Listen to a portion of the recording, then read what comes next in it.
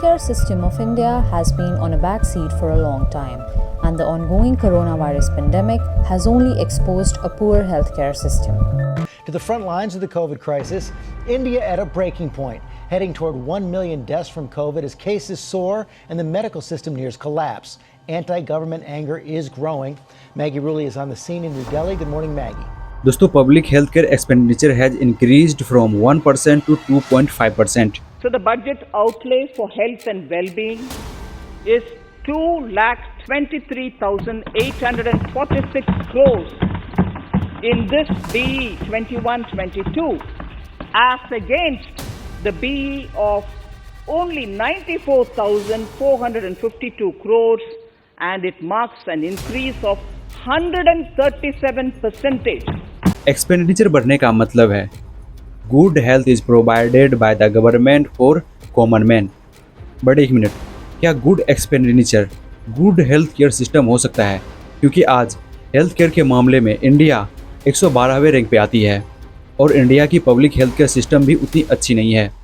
पर गवर्नमेंट इसके सोल्यूशन के लिए कई तरह की पॉलिसी बनाई, पर ये पॉलिसी इसके गैप को फुलफिल नहीं किया.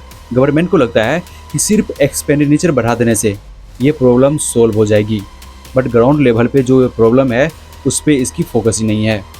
Now India has a robust healthcare system, but just how good is brought out when seen in contrast with healthcare systems of other countries. When the pandemic came, India's healthcare industry was thrust into the teeth of the storm. दोस्तों, जिस तरह से किसी व्यक्ति के लिए health equal to wealth होता है, उसी तरह से किसी कंट्री के अच्छा हेल्थ केयर सिस्टम उसके गुड इकोनॉमिक हो सकता है. क्योंकि जिस व्यक्ति के हेल्थ के कारण उसके वेल्थ इम्पैक्ट होता है, उसी तरह से किसी कंट्री के लिए उसके पुअर हेल्थ केयर सिस्टम उसके इकोनॉमी को इम्पैक्ट कर सकती है. क्योंकि इससे उस कंट्री का प्रोडक्टिविटी कम होगा, लोगों की ओओपी बढ़ेगी, जिससे लोगों के पास सेविंग कम होगी और वो लोग दूसरे चीज़ की यूटिलाइजेशन नहीं कर पाएगी, और इस चीज़ से गवर्नमेंट का फिजिकल बर्डन बढ़ेगा. पर अब सवाल आता है कि गवर्नमेंट हर साल अपने एक्सपेंडिचर को बढ़ाती है, लेकिन फिर भी पब्लिक हेल्थ केयर सिस्टम में इतनी प्रॉब्लम क्यों है? तो चलो इस चीज़ को डिटेल में समझते हैं कि गवर्नमेंट हर साल अपनी एक्सपेंडिचर बढ़ाती है. क्या ये एक्सपेंडिचर बढ़ते हुए पॉपुलेशन के लिए इनफ है? और पब्लिक हेल्थ केयर सिस्टम में कौन सी मेजर गैप है और ये गैप किस तरह से फुलफिल किया जा सकता है? इन सारे सवालों का एक्सप्लेनेशन जानेंगे इस एपिसोड में.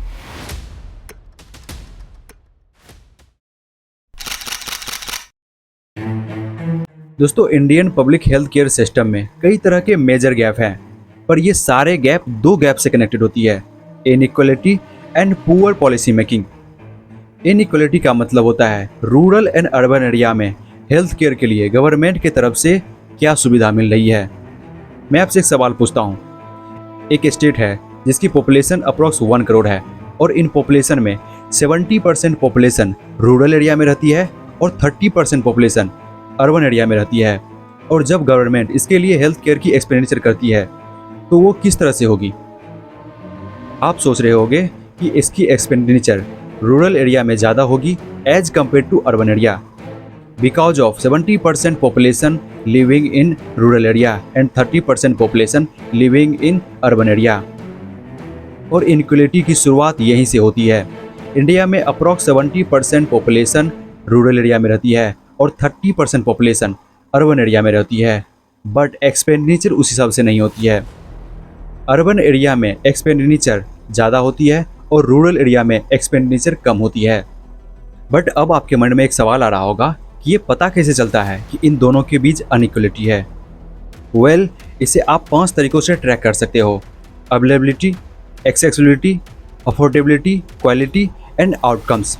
अगर अवेलेबिलिटी की बात करें तो रूरल एरिया में अप्रॉक्स 40,000 लोग पे सिर्फ एक डॉक्टर होता है और 10,000 पे सिर्फ 2 या 3 बेड होते हैं. और वहीं अगर अर्बन एरिया की बात करें तो सिर्फ 2500 लोगों पे एक डॉक्टर होती है और 10,000 लोगों पे 10 से 12 बेड होती है. अगर एक्सेसिबिलिटी की बात करें तो रूरल एरिया में primary health centre approx 5 to 6 kilometre पे होती है और रूरल एरिया में ओनली 2 और 3 किलोमीटर पे होती है. और अगर अफोर्डेबिलिटी की बात करें तो रूरल एरिया में आउट ऑफ पॉकेट अप्रॉक्स 70% से भी ऊपर होता है और अर्बन एरिया में सिर्फ 50% होता है. और अगर क्वालिटी की बात करें तो रूरल एरिया में जो डॉक्टर होते हैं वो 20% ही ट्रेंड होती है और अर्बन एरिया में ये 90 to 95% ट्रेंड होती है। और इसका आउटकम ये निकलता है कि रूरल एरिया में इन्फेंट मोबिलिटी रेट 1000 में 34 होता है और अर्बन एरिया में 1000 में 20 होता है और यही चीज़ सबसे बड़ी इनइक्वालिटी बनती है। दोस्तों, गवर्नमेंट को लगता है कि सिर्फ एक्सपेंडिचर बना देने से वो इस गैप को फुलफिल कर सकता है, बट ये सच्चाई नहीं है। किसी भी हेल्थ केयर के इनपुट 3 चीज़ों पे डिपेंड होती है, money, man power and time. अगर वहाँ की गवर्नमेंट इन 3 पॉलिसी को सही से नहीं बनाती है तो वहाँ की पब्लिक हेल्थ केयर सिस्टम अच्छी नहीं होगी। वर्ल्ड हेल्थ ऑर्गेनाइजेशन के मुताबिक किसी भी देश को अपने जीडीपी का minimum 5% public health care system पे एक्सपेंड करना चाहिए, बट इंडिया में ये सिर्फ 2.5% है, जो कि इंडिया के पॉपुलेशन के लिए ये इनफ नहीं है। अगर इंडिया के मनी के पॉलिसी पे हम फोकस करें तो गवर्नमेंट इस चीज़ में भी अच्छी तरह से एक्सपेंडिचर नहीं कर रही है और 2035 तक में इस तरह से एक्सपेंडिचर करने से ये और कम ही हो जाएगी। ये देखो, 2020 में हेल्थ एक्सपेंडिचर पर कैपिटा $172 थी और जीडीपी से 3% तक स्पेंड की जाती थी, बट ये 2035 तक में $122 पर कैपिटा रह जाएगी और जीडीपी से एक्सपेंडिचर अप्रॉक्स 2% रह जाएगी।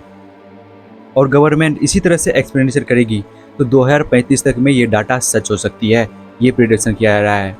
क्योंकि जब गवर्नमेंट अपनी एक्सपेंडिचर बढ़ाती है तो लोगों की ओओपी कम होती है, यानी कि आउट ऑफ पॉकेट कम होती है। आप इस चार्ट पे क्लियरली देख सकते हो कि गवर्नमेंट पब्लिक हेल्थ केयर में अपनी एक्सपेंडिचर बढ़ाई है, तब लोगों की आउट ऑफ द पॉकेट कम हुई है। और अगर मेन पावर की बात करें तो इसमें भी बहुत बड़ी गैप है। वर्ल्ड हेल्थ ऑर्गेनाइजेशन के मुताबिक 10,000 पॉपुलेशन पे अप्रॉक्स 45 हेल्थ वर्कर होना चाहिए, बट इंडिया में ये 50% कम है, यानी कि 10,000 पॉपुलेशन पे इंडिया में सिर्फ 20 से 22 हेल्थ वर्कर है और इसमें भी स्किल मिक्स्ड इम्बैलेंस है, जिसके वजह से कंप्रेसिव सर्विस नहीं दी जाती है। और इसके पीछे का कारण है lack of management and poor infrastructure. और अगर इसे सही नहीं किया जाएगा तो हेल्थ की पुअर डिलीवरी होगी और जो इंफ्रास्ट्रक्चर एंड फैसिलिटी है उसकी अच्छी तरह से यूटिलाइजेशन नहीं होगी और मेन थिंग लोगों का ट्रस्ट कम हो जाएगा। पब्लिक हेल्थ केयर में टाइम का भी बहुत बड़ा फैक्टर होता है, क्योंकि इफ़ेक्टिवनेस सर्विस देने के लिए सिर्फ फैसिलिटी और मेन पावर ही पर्याप्त नहीं होती है। और इसके साथ साथ इस बात से भी डिपेंड पड़ता है कि पेशेंट को कितने टाइम पे सर्विस दी गई और वो सर्विस कितनी एफिशिएंट दी गई। और इंडिया के टाइम में भी बहुत बड़ा गैप है, क्योंकि यहाँ पर एक्सेसिबिलिटी कम है और इसके साथ साथ वेटिंग पीरियड ज़्यादा होती है और इमरजेंसी के टाइम में क्विक रिस्पॉन्स भी नहीं लिया जाता है। और ये सारे डिले टाइम इंडिया के पब्लिक हेल्थ केयर सिस्टम को ख़राब करती है। इंडिया तो पहले से ही अपने रिक्वायरमेंट से पीछे चलती है और टाइम में भी एफिशिएंट नहीं है। दोस्तों, इन सारे से पता चलता है कि अगर इंडियन गवर्नमेंट इन सारे पॉलिसी को अच्छे तरह से फोकस के साथ बिल्ड नहीं करती है तो कभी भी पब्लिक हेल्थ केयर सिस्टम की गैप को फुलफ़िल नहीं किया जाएगा। अगर गवर्नमेंट को लगता है कि वो इस गैप को फुलफ़िल करेगी तो उन्हें इन पॉलिसी को अच्छी तरह से बनानी होगी, तभी इन सारे गैप को फुलफ़िल किया जा सकता है, नहीं तो पब्लिक हेल्थ केयर सेक्टर इसी तरह से स्ट्रगल करती रहेगी। तो दोस्तों, मेरे तरफ से इतना ही। आई होप आप इसे अच्छे से समझ गए होंगे। तो आज के लिए इतना ही, मिलते हैं नेक्स्ट वीडियो में किसी नए टॉपिक के साथ।